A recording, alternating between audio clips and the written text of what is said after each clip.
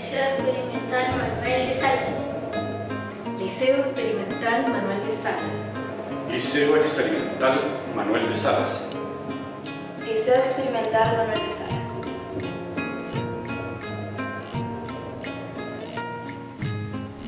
Es un liceo que va a ensayar nuevos caminos pedagógicos e institucionales y que innova audazmente, radicalmente. Comunidad que se transforma en una comunidad de aprendizaje, como se dice, donde son las comunidades finalmente las que educan más que el profesor o un grupo de profesores, por muy buenos que sean en la sala de clase. Pero yo creo que el mayor signo, la mayor presencia en términos de la experimentación o en términos de lo que el colegio estaba haciendo en lo cotidiano era justamente estar metido en la convulsión social. Yo creo que el sello no se ha cambiado.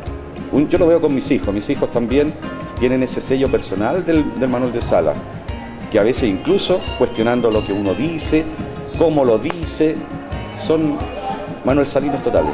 Desde que lo conocí al día de hoy, ha cambiado bastante en la mayoría de los aspectos.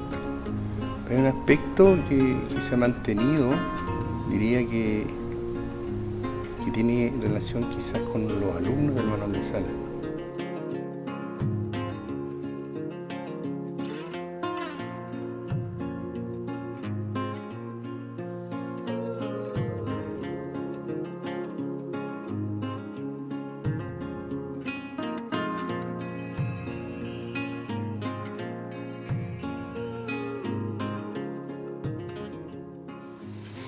Fue un tiempo diferente, un sistema diferente.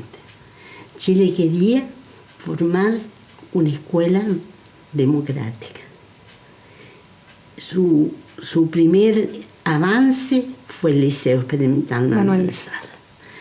Allí fueron alumnos y alumnas, el primer liceo coeducacional del país. Una primera cosa que es importante de este esfuerzo de conocer un poco la historia de Manuel de Salas es que Manuel de Salas surge en la construcción o cristalización de un gran esfuerzo de los jóvenes profesores, estudiantes del pedagógico, algunos más connotados como Darío Salas, que generaron a partir de los primeros años del siglo XX un debate educativo nacional que pasa, entre otras cosas, por la ley de instrucción primaria, que pasa por concebir de una manera distinta la educación y que dan una pelea tanto gremial como podríamos decir, ideológica desde el punto de vista de la educación, en los años 10, en los años 20, en los años 30. En 1932, doña Amanda Labarca, por una parte, que se convierte en directora de educación secundaria,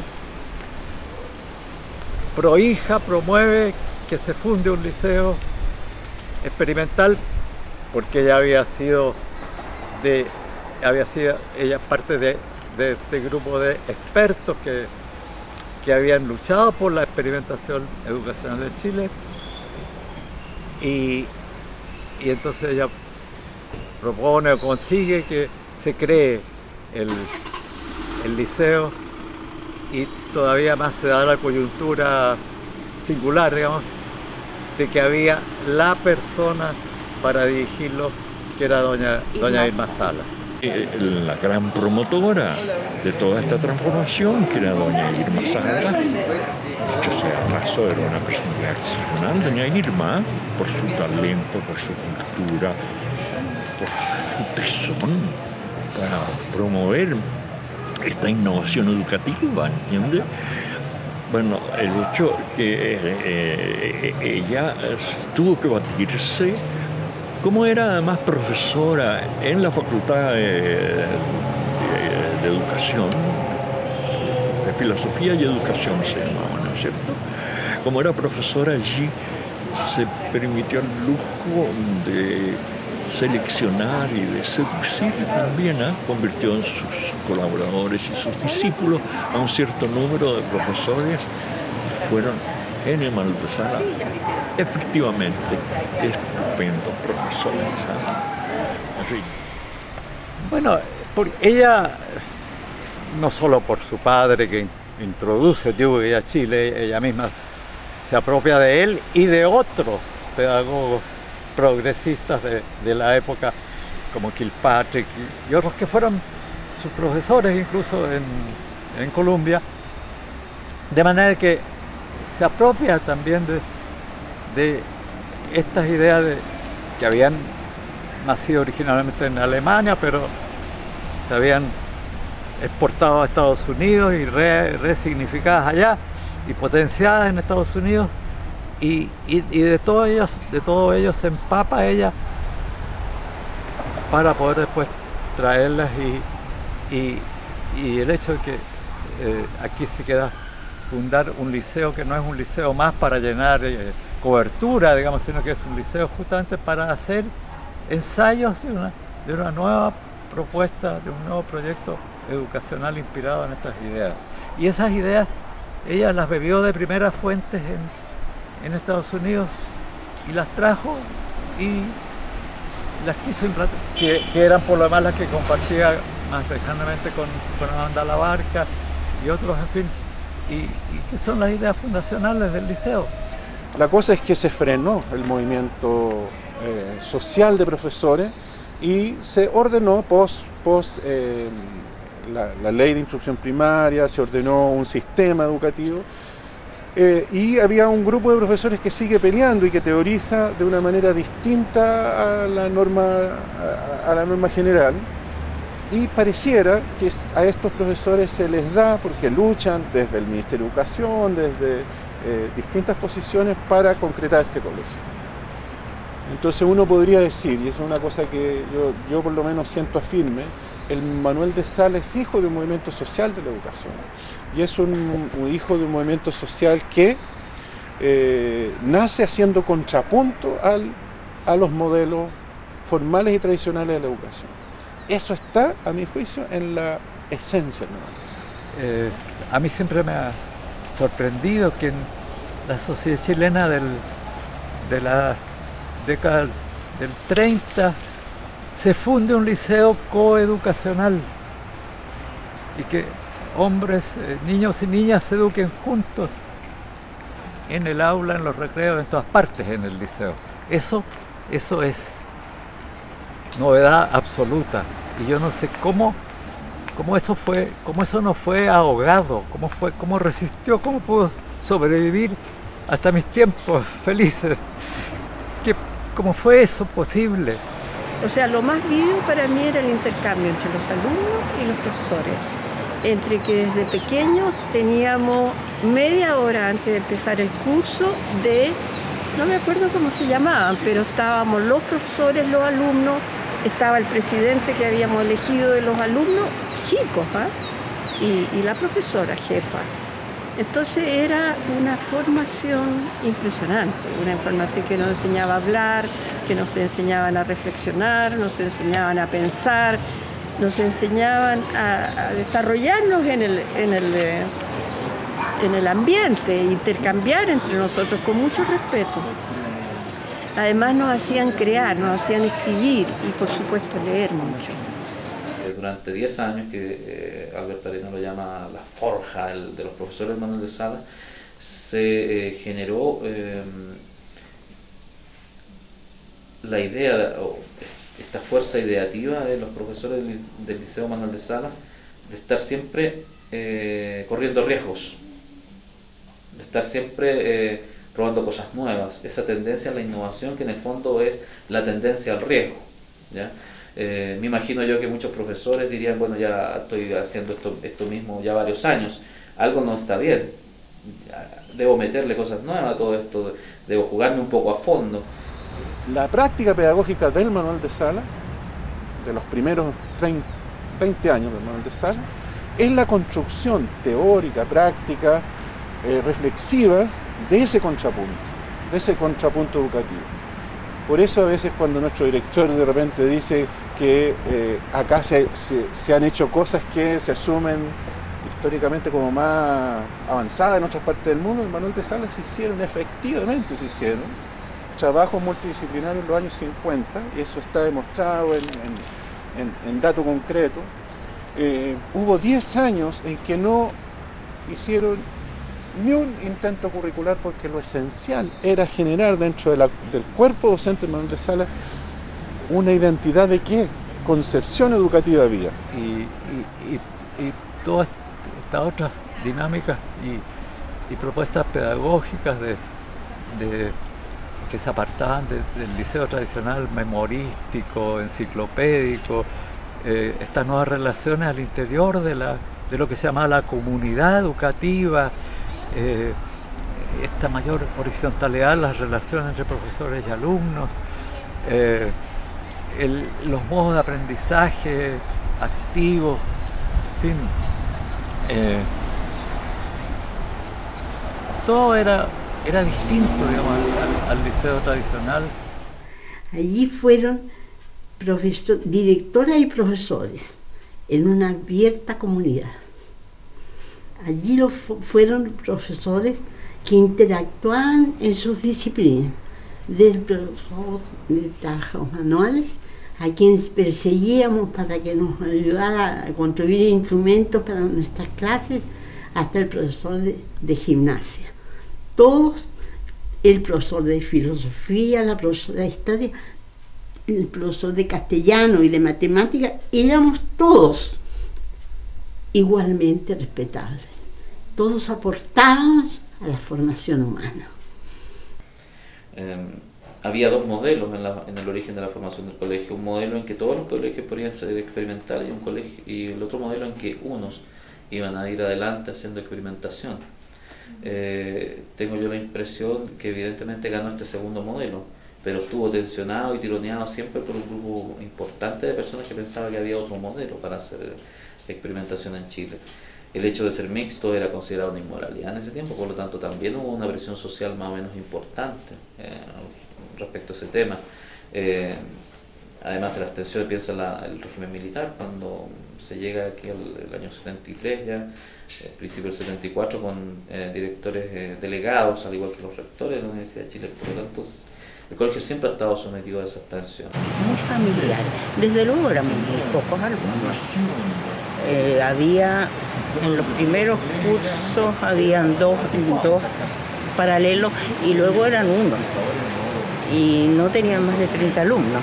Entonces era una gran familia. Era una gran familia con los profesores también, porque los profesores estaban siempre en los recreos conversando con uno, con otro, de lo que fuera, no ya de cosas de estudio solo, de lo que uno les preguntara. Esta cosa del adolescente que tiene 20.000 preguntas. Yo creo que esa tendencia al riesgo, a la innovación, a buscar nuevas alternativas, me parece que es una fuerza ideativa que cuesta mucho armar y que se armó en este liceo Manuel de Salas en sus profesores, ¿ya? Y que fue traspasada de profesor a profesor. Llegaban nuevos profesores y eran educados en esta idea, y por lo tanto existía un grupo de profesores que entendían el riesgo, y eso es muy importante.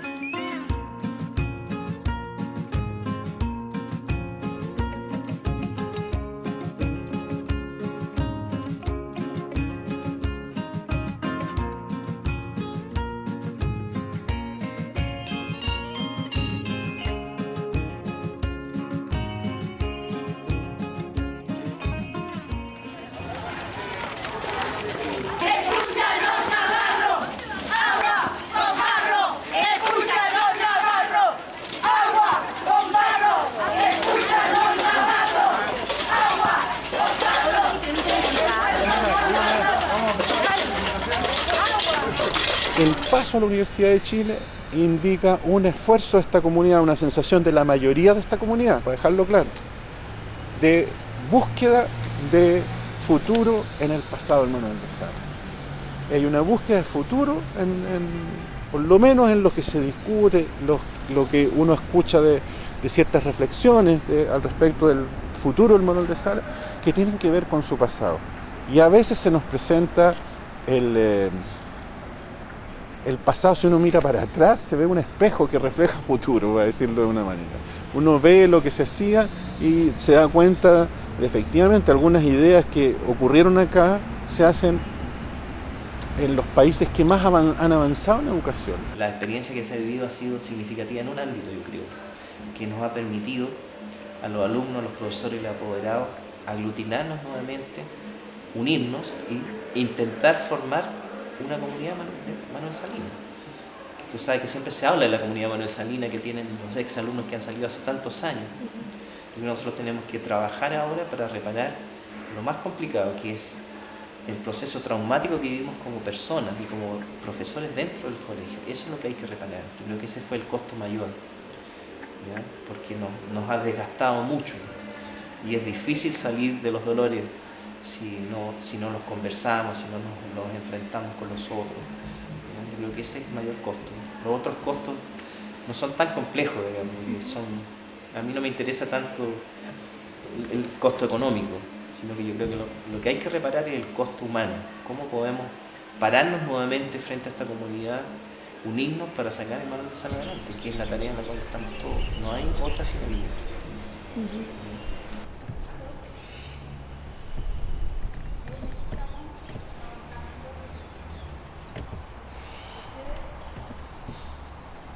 Yo me acuerdo que era como un país en miniatura de niños, digamos, o adolescentes, donde habían extremas izquierdas y extremas derechas, digamos. Estaba Patria y Libertad, la CNI estaba dentro del colegio, y habíamos unidades de la JR, es decir, la Juventud del MIR. Era una época alucinante desde el punto de vista de esa lógica de antagonismo por ocupar el espacio, digamos, y afirmar una diferencia con respecto a la dictadura y todo lo que estaba detrás de esta, digamos, su estructura de valores, la idea que promovía como sistema, digamos. Lógico, yo fui profesora jefe de un curso donde los chiquillos se fueron y tomaron el liceo Arturo Alessandri Palma. Y curiosamente me acuerdo, eso fue el año 85, curiosamente, bueno, fueron los carabineros, desalojaron el liceo, a la ¿cómo se llama? La comisaría aquí en Los Guindos, qué sé yo. Hubo varios compañeros que fueron y otros que no, que nos quedamos, digamos, en apoyo de la prensa o ir a rescatar a los compañeros de la comisaría, etc. Pero fueron como 20 cabros de acá los que definitivamente fueron y los tomaron presos a todos. Un par se salvaron, el Cicali Ponte tú se escondió, otro y le hicieron ojito a unos profes, pero ahí tomaron presos, yo no sé cuántos, será como, que contará la historia, pero no quiero poner un mito, pero deben haber sido como 500 secundarios de todo Santiago que se toma votó un ministro. Claro, el ministro de Educación. Que una de las pocas veces le salió. ¿Quién era? ¿Se acuerdan? Gaete. Los apoderados no se hicieron cargo de los chiquillos. Les dijeron no. Llamaron a los apoderados y los apoderados le dijeron no. El liceo se hace cargo.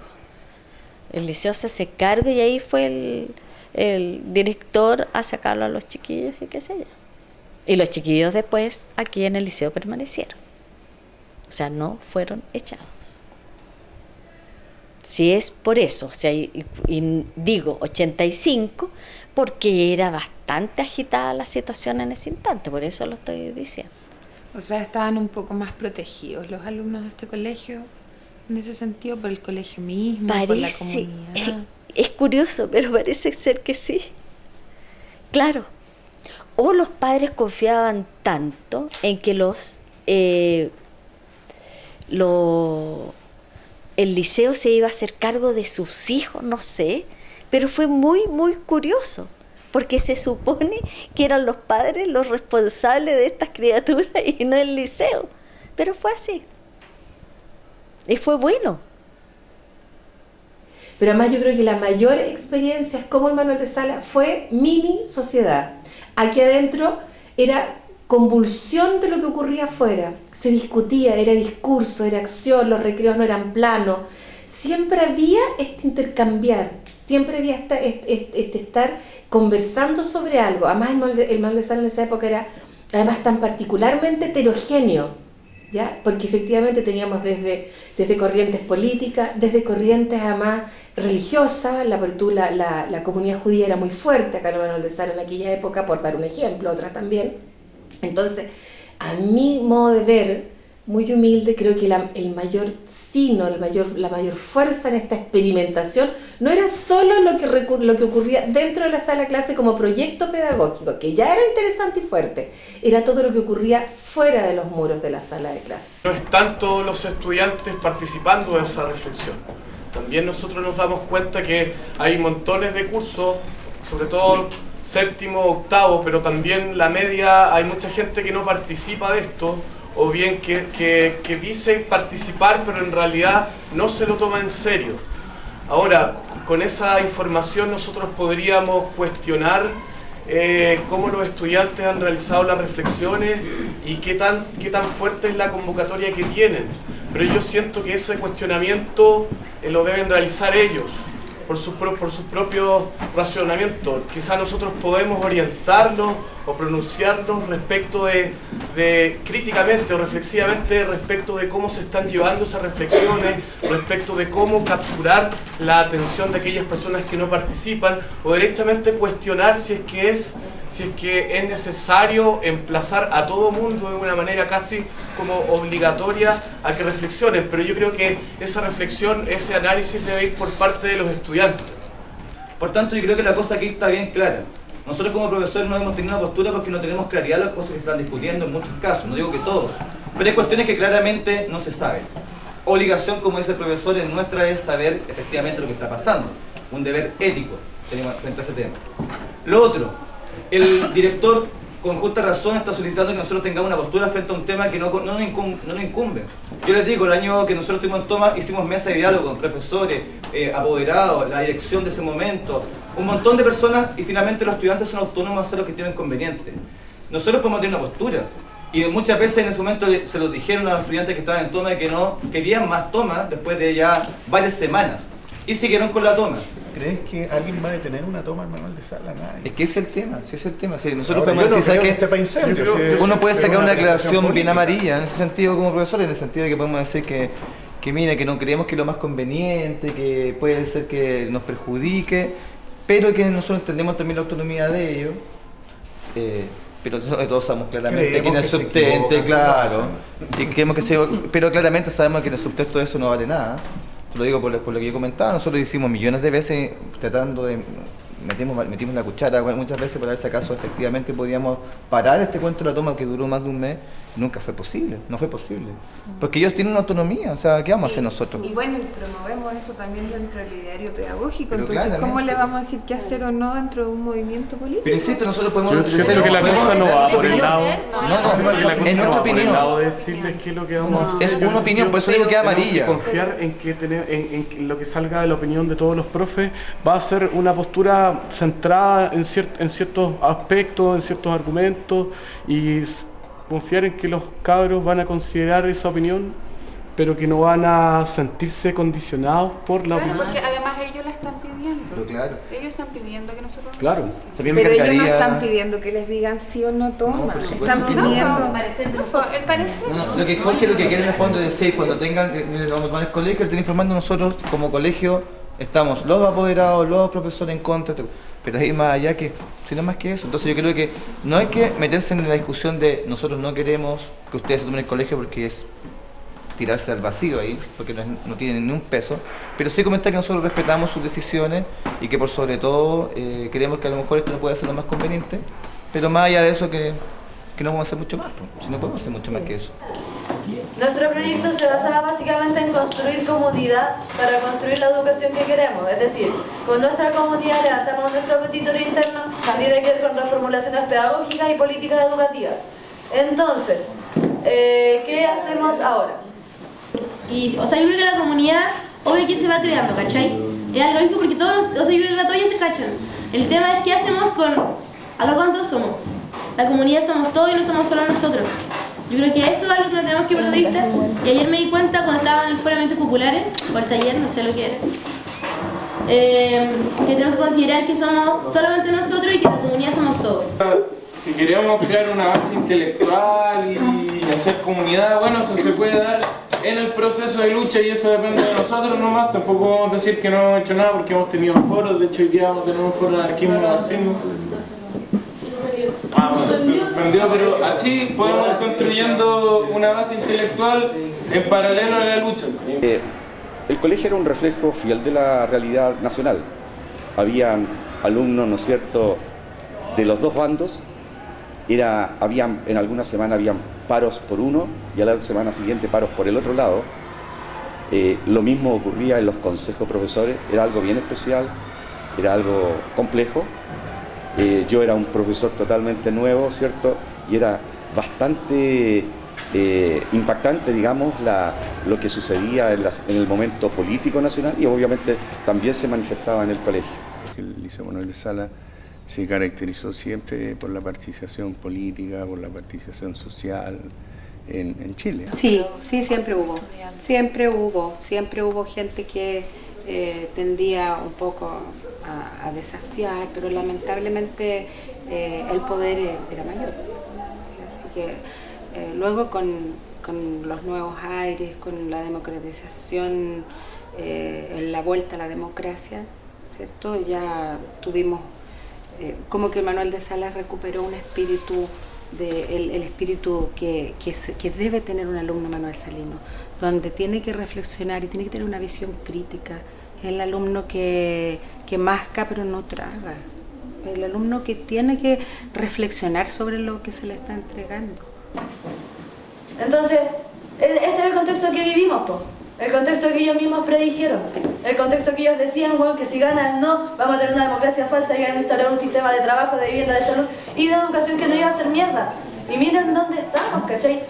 Miren la educación que tenemos, miren la salud que tenemos, miren la vivienda, la AFP, el sistema de pensiones, toda una mierda. Entonces, claro, pues estamos hablando de objetivos de toma que son súper concretos, pero hay que entender que la hueá va más allá. Porque siento que no podemos ser tan egoístas de pensar que porque nosotros queremos vivir esta hueá vamos a hacerla ahora. Tenemos que ser conscientes de que quizás no es ahora y quizás no la vamos a tener que vivir nosotros, pero tenemos que preparar a todas las personas que tengan que estar en ese momento. Así que yo creo que la toma tiene que seguir, pero que tenemos que ser conscientes de la hueá.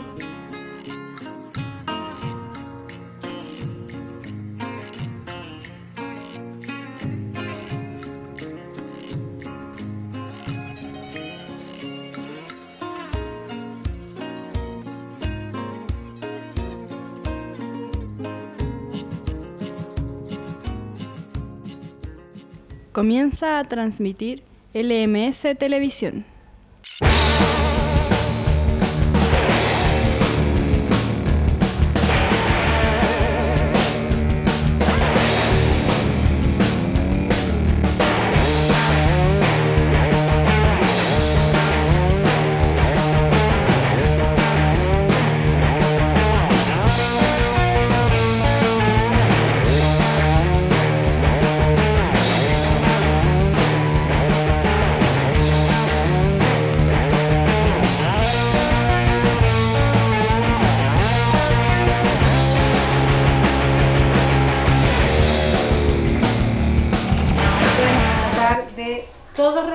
Porque esta es una sorpresa que queremos darle a sus papás el último día que ustedes van a hacer una presentación en el aula magna, ¿ya? Entonces queremos tener una conversación, queremos que ustedes opinen de algunas cosas. Y la primera pregunta que les queremos hacer es, ¿qué creen que pasa en primero básico? Domingo Pastor, ¿qué creen que pasa? Que va a haber tareas divertidas. ¿Tareas? Que va a ser más corto el patio. ¿Tú crees que va a ser más corto el patio? Mira, Matilde. Las tareas van a ser mucho más difíciles porque hay que aprender a escribir. Cuando estamos en el cuando estábamos más chicos, conocíamos a algunos amigos y por fin los podemos conocer más rato porque están en el otro lado. Que el patio del otro lado puede ser corto, pero es muy grande. Raimundo.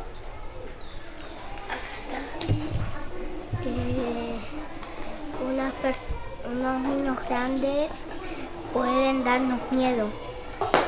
Que puede ser que se burlen de niños más chicos. Que puede que las tías no sean iguales y que ellas no nos quieran tanto como a nosotros.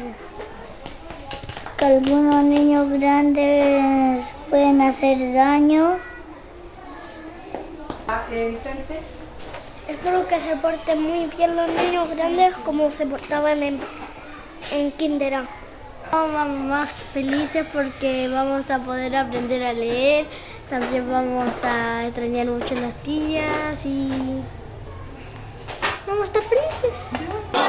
Juntémonos a tal hora en la sala y los que escribieron las cosas que los vayamos compartiendo grupo por grupo, ¿cachai? Y que de todo eso lleguemos como a una conclusión en conjunto.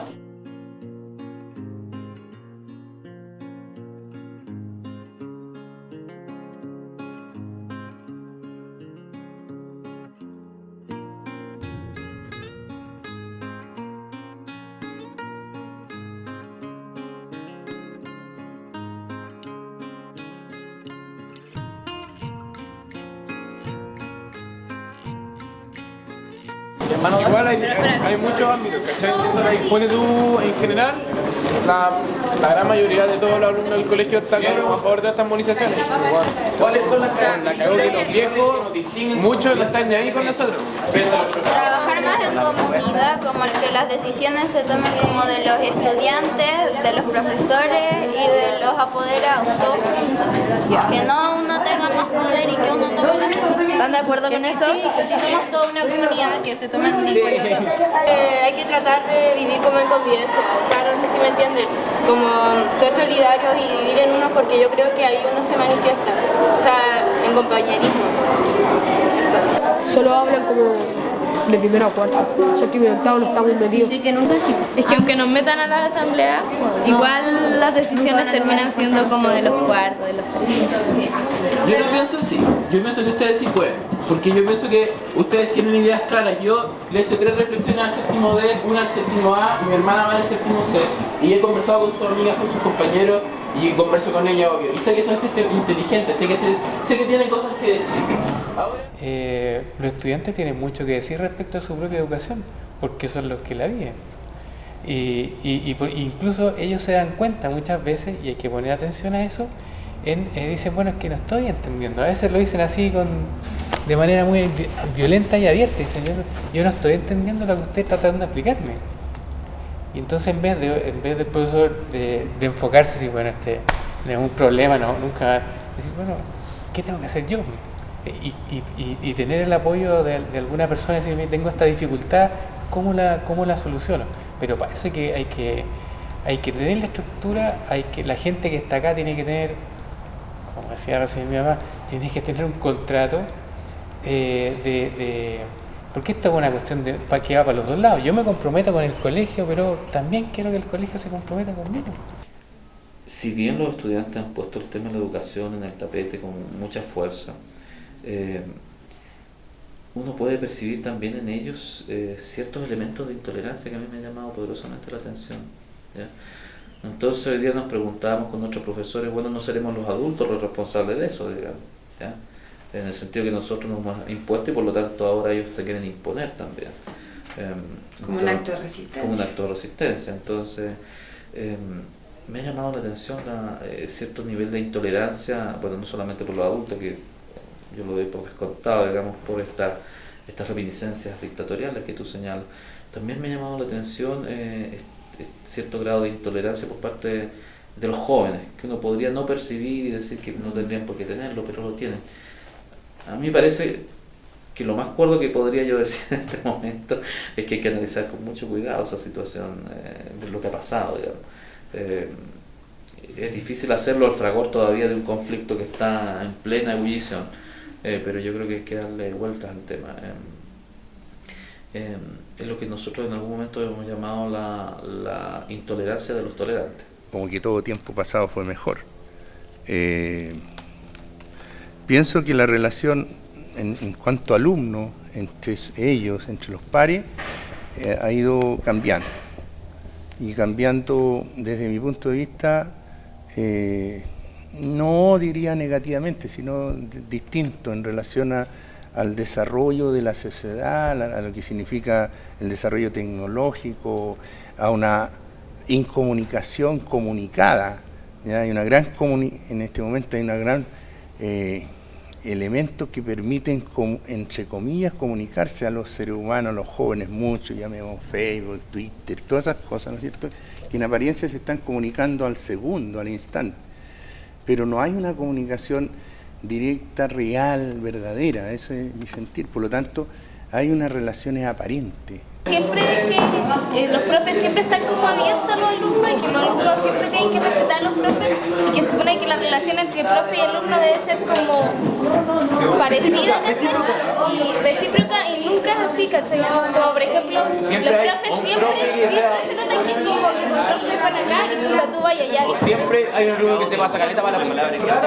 Es como que ríe como buena, como está. Pero yo siento que los profes igual tienen que tener, obviamente tienen que estar más que los alumnos, sino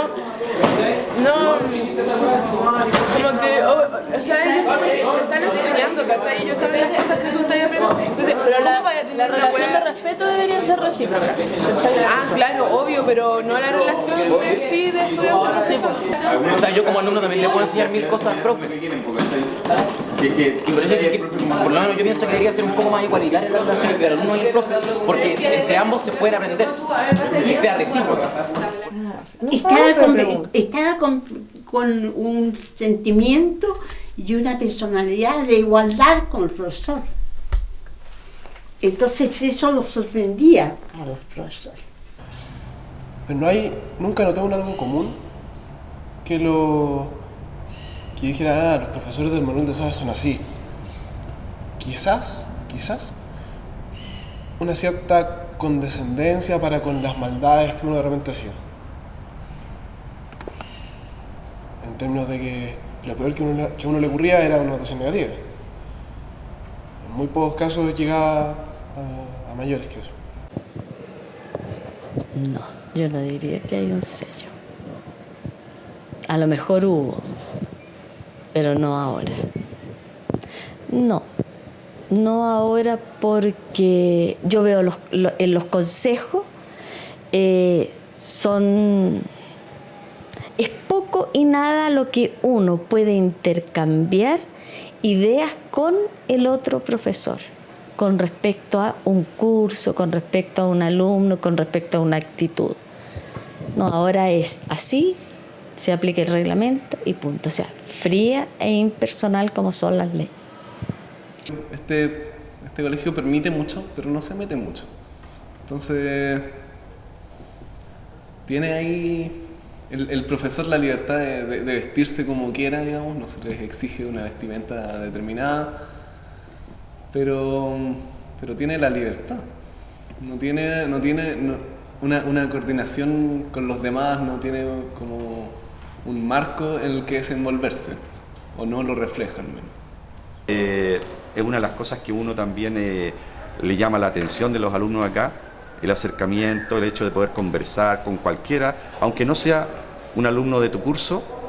Por ejemplo, si estoy en un turno en el patio, en el parque, uno puede estar conversando con cualquier alumno que te plantee alguna situación de la vida cotidiana, del partido de fútbol, de cualquier tema. Siempre el alumno Manuel Salino tiene ese broche, digamos, de apuntar justo, acercarte, conversar contigo, plantearte preguntas, inquietudes, de todo tipo. Sí, hoy día se paga. Hoy día el Estado no no tenemos el nivel de vinculación que teníamos con la Universidad de Chile en ese tiempo, es decir, aquí no habían personas que paralelamente tienen cátedra en la Universidad de Chile y hacen clase acá, que sería una cosa que potencia al Manuel de Salas. Entonces como que el profe sea simpático significa el no ponerle atención para muchas personas y eso no es tener como una autonomía totalmente generada o para ponerle atención al profe simpático. Pierde esa como relación. Claro. Como que nosotros igual necesitamos eso que tanto criticamos para poder aprender. Sí, como la nosotros relación jerárquica. Nosotros los pasamos a llevar y nosotros no aprendemos nada. ¿Y eso cómo se cambia nosotros mismos? ¿Cómo cambiamos lo que siempre han enseñado de tener un profe ahí que te sea mala onda y que te obligue a estudiar? ¿Cómo podríamos cambiar eso nosotros? Cuando pasa la batería, como que los profes no se están interesados en que aprendamos, o llegar, pasar la batería e irse. No sé. Eso, como que si los profes estuvieran más interesados en hacer las clases. Pero, o sea, igual los alumnos tampoco se interesan tanto porque tampoco, o sea, lo único que quieren es que se vaya el profe. Como que el problema no está ni en el profesor ni en el alumno, sino como las medidas que se están tomando para evaluarlos no tienen nada que ver con lo que nos enseñan o cómo nos están tratando de enseñar. El método. Pero también la disposición a enseñar también influye. Sí. Claro. Cuando yo fui estudiante, el sello del Manuel de Salas era que, pero recuerdo un poco lo que te dije, no era un estudiante corriente, claro. Tenía una formación además en un plan variable, era un hombre que además se le pedía una educación cívica, que participaba con consejos de curso. Entonces, ¿cómo no íbamos a tener un sello de distinción? Era imposible que no lo tuviéramos, era imposible. Un alumno que se formó sin el examen necesariamente, un alumno que se le educó con una ética no solamente del concepto, sino que de la práctica. Que tiene que haber más de eso, que hagamos lograr nuestras preocupaciones, lo que nos gustaría ver. Pero eso nos diferencia de otros colegios. Claro. Que nosotros alegamos y conseguimos casi siempre lo que queremos. Y otros colegios, si a un profe no les gusta o les hace algo que no... Sí, yo creo que no... discutir. Sí, o sea, otros colegios no tienen esas opciones. Sí. Y también, no solo frente a los profes, igual también frente a nosotros mismos, porque nos quejamos y todo de la asamblea, pero es mejor que un centro de alumnos que tome todas las decisiones, podemos opinar sobre todo lo que pasa en el colegio. Y muy distinto al resto de los colegios. Cuando entramos a la universidad nos hicieron la, no sé cómo se llama hoy día, la separadas, no el bullying de golpe, sino que nos rechazaron. ¿En serio? Pero claro, ¿por qué? Porque en realidad ellos hablaban, el grupito del Manuel de Salas. Porque sabían que en realidad teníamos un poderío, bueno, eso duró un mes, 2 meses, pero duró. ¿Pero y qué significa ser Manuel Salino en ese sentido? Que éramos distintos a todo el resto, éramos, claro, ustedes los Manuel de Salas, lógico. Sí, por supuesto, no vengan acá en los cátedras. Se molestaban con otro. Bueno, nos empezaron a conocer y se dieron cuenta que no era así. Por supuesto que no era una visión equívoca. Sí, nosotros empezamos a formar en la misma universidad los primeros grupos de trabajo. ¿Me entiendes? O sea, no nos aislamos. Ellos nos aislaron. De verdad, sentimos que nos aislaron. Yo sentí directamente la aislación. Porque nos hablaban de, no, bueno, pero tú eres el Manuel de Salas, como diciendo ya, ¿hasta cuándo sigues hablando de estas cosas? Y yo aquí creo que pude lograr tener hermanos y compañeros. Y eso, y además desarrollarme como yo quería como persona. El liceo me marcó siendo una persona distinta a lo que a lo mejor tradicionalmente era mi familia, por la educación que me dio. O sea, el sello mío es de aquí. Y así lo sé.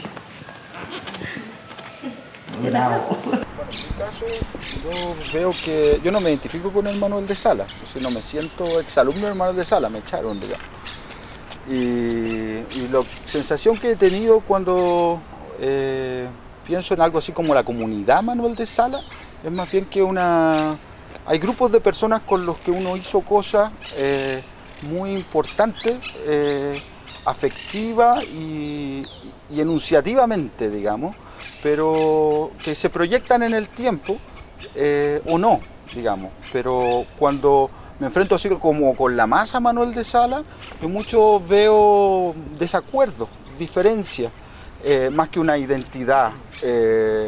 Entonces con algunas personas mantengo una relación en torno a la cuestión de las diferencias, ¿no? Y somos revolucionarios porque yo creo que en ningún colegio particular pagado de Chile existe esta instancia, esta charla, este espacio que uno tiene para expresarse y darse a conocer. Eso creo que es lo que más me caracteriza.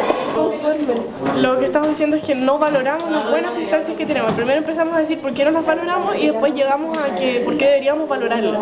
Entonces, yo creo que en general no se valoran, pero si pudiéramos como extender esta crítica y esta conversación al resto del colegio y que todos se dieran cuenta y valoraran las facilidades que tenemos, quizás sería un poco más próspero en todo. La persona también está dentro del sistema, pero la persona se identifica como parte del sistema, pero al mismo tiempo tiene un inconsciente. Y ese inconsciente que Freud descubrió trabaja en uno sin que nos demos cuenta. Sin que nos demos cuenta. Y nadie, ninguno de nosotros es parecido a otro.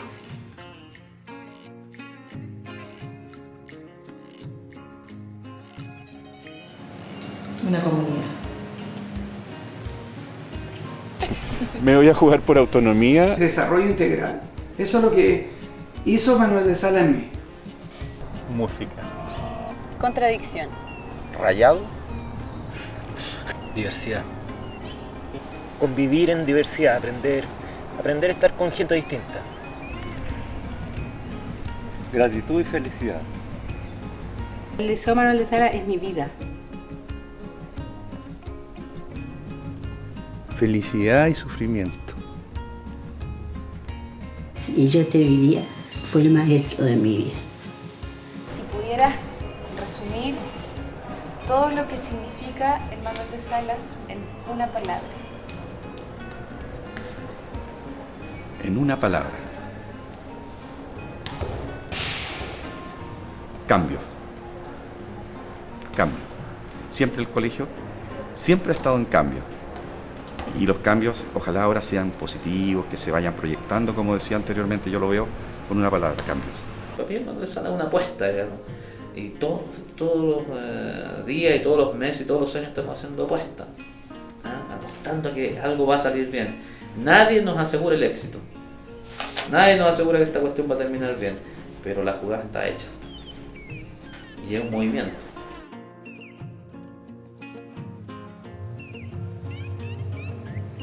Compañerismo. Familia.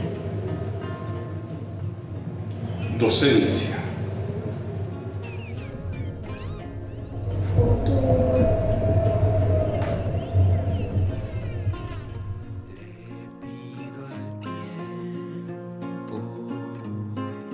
Y a las circunstancias